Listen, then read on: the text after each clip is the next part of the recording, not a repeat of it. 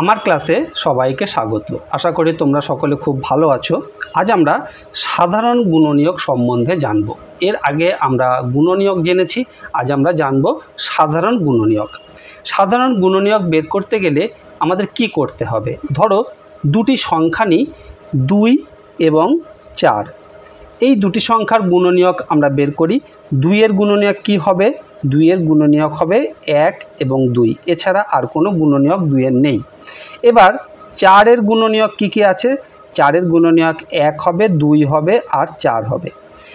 এবার 2 এবং 4 এর মধ্যে কোন সংখ্যাটি কমন, অর্থাৎ দুটির মধ্যেই আছে? দেখো 2 এবং 4 এর মধ্যে আছে, তাহলে 2 হলো 2 ও 4 এর একটি সাধারণ গুণনীয়ক।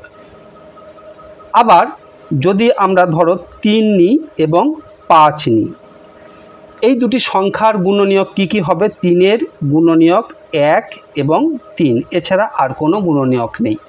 এবার 5 এর দুটি গুণনীয়ক 1 এবং 5, তাহলে 3 এবং 5 এর যে গুণনীয়কগুলো তার মধ্যে সাধারণ গুণনীয়ক অর্থাৎ দুটির মধ্যেই আছে কোনটি?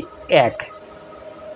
এই 1 3 এর মধ্যেও আছে, আবার 5 এর মধ্যেও আছে, তাই 3 এবং 5 এর একটি সাধারণ গুণনীয়ক হলো 1।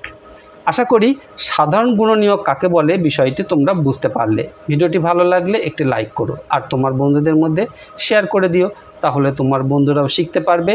আর এই রকম ভিডিও আবারও পেতে চাইলে চ্যানেলটি অবশ্যই সাবস্ক্রাইব করে রেখো। খুব ভালো থেকো, দেখা হবে পরের ভিডিওতে। ধন্যবাদ।